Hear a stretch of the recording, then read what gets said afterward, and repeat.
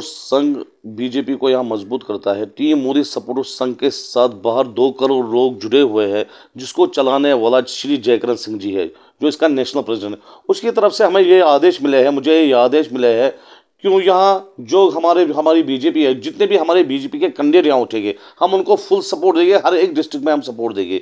और जो यहाँ कश्मीर, जम्मू कश्मीर में घर घर है, वहाँ हम मोदी जी की स्कीमें लाएंगे और उनको बताएंगे यहाँ क्या काम बीजेपी ने किया है। और लोगों को भी पता है, जब से यहाँ बीजेपी आई है, और लोगों को भी पता है बीजेपी ने कौन से काम किए हैं। जो हमारे पीएम साहब नरेंद्र मोदी जी, उन्होंने बोला मैं यहाँ डिजिटल इंडिया बनाऊंगा और यहाँ करप्शन में खत्म करूंगा। आप देखिए, जब से हमारी बीजेपी आई है, जब से हमारे पीएम साहब आए, जब से हमारे होम मिनिस्टर साहब आए अमित शाह जी साहब, जब से हमारे राजनाथ जी साहब आए, JP Nadda ji national president है वो आए, आप देखिए कितना काम यहाँ हुआ, बीजेपी ने कितना काम किया है। और मैं किसी पार्टी पे उंगली नहीं उठाना चाहता हूँ, क्योंकि ये वहाँ को लोगों को पता है किस पार्टी ने यहाँ कौन से काम किए हैं, ये लोगों को पूरा पता है।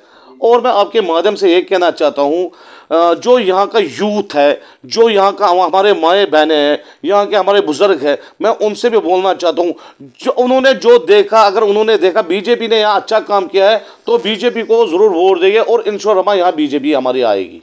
जिस तरह से मोदी जी ने काम किया है, आपको लगता है उस तरह से बीजेपी जीतेगा? इंशाल्लाह ज़्यादा बीजेपी आएगा। यहाँ लोगों ने देखा, यहाँ अब लोग इलिटरेट नहीं है, यहाँ के हमारा यूथ पढ़ा लिखा यूथ है, उनको पता है। मैंने इससे पहले भी बोला था, यहाँ दुकानें चली हुई थी, यहाँ ब्रीफ इस्लामिक ब्रीफ किया जाता था बच्चों को। और यहाँ आप देखिए कितने दिन हड़तालें हो रही थी, कितने महीने हड़तालें, जो यहाँ के लोग हैं वो बेचारे भूख से मर जाते थे। और आप देखिए जब से बीजेपी आई है, तब से वो दुकानें यहाँ बंद हुई है। वो जो ये दुकानें चला रहे थे, वो यहाँ जेलों में वो सड़ रहे हैं अब।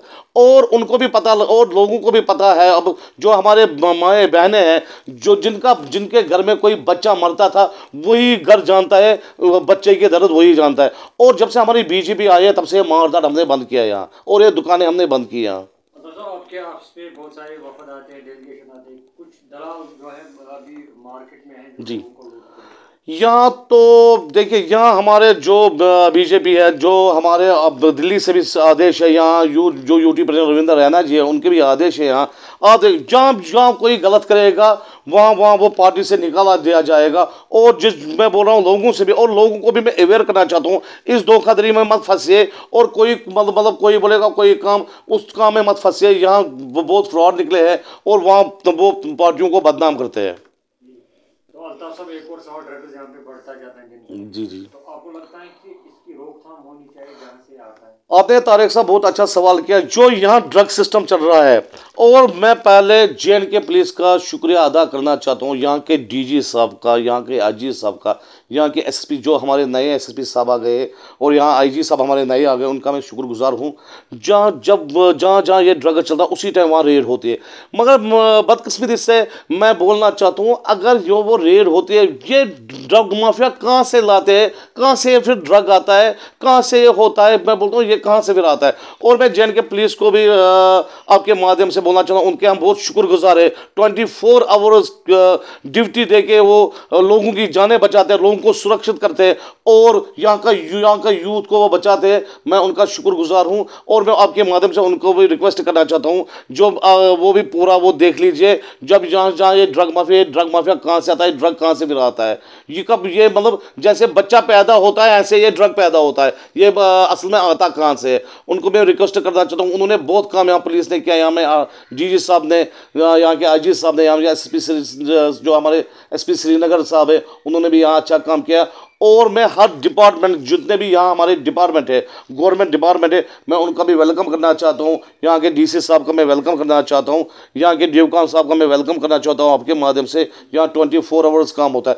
और जो ये ड्रग है, अब खाली लोग ही नहीं, यहाँ अब यहाँ इसमें लड़कियाँ भी मुलव्वस हो गई है, यहाँ हमारी माएँ बहनें भी मुलव्वस हो गई ड्रग बेचने में। आप देखिए, परसों ही पुलिस ने, यहाँ जो जे.एंड.के पुलिस ने, उन्होंने लड़कियों को अब लड़कियाँ यहाँ धंधा करती है ड्रग का। और मैं पूरा एडमिनिस्ट्रेशन को ये अवेयरनेस करना चाहता हूँ, जो भी इसमें फंस जाएगा उनके लिए वो पूरा कार्रवाई करे। और पुलिस ने यहाँ एक सिस्टम निकाला है, उनकी प्रॉपर्टी वो सील करे। बहुत अच्छा सिस्टम उन्होंने किया है। जहाँ जहाँ वो ड्रग का सिस्टम निकलेगा, उनकी प्रॉपर्टी पूरी सीज होनी चाहिए। तो आपके पास भी बहुत सारे पेरेंट्स आते हैं, प्राइवेट स्कूलों का मसला है, प्राइवेट स्कूल लूटते हैं बच्चों को, जी, कोई सर्विस का मसला भी है, तो आपको लगता है कि इस पे भी रोक लग गई। जी बिल्कुल, वो तो सेंटर से आदेश आए। जो यहाँ के प्राइवेट स्कूल है, मैं उनको भी बोलना चाहता हूँ, जो उनके प्रिंसिपल है, जितने भी प्राइवेट स्कूल है, तो वो मत वो एडमिशन फ्री कीजिए यहाँ, और कोई एडमिशन नहीं देना है, वो फ्री एडमिशन कीजिए। जितना उनका फीस है वो मत ज़्यादा फीस भी मत चढ़ाए। और जो यहाँ प्राइवेट ट्यूशन्स है, वो अब बन गए मकानों में, अब ट्यूशन डालते हैं, वहाँ बोर्ड चढ़ाते हैं, ना रजिस्ट्रेशन उनके पास होती है,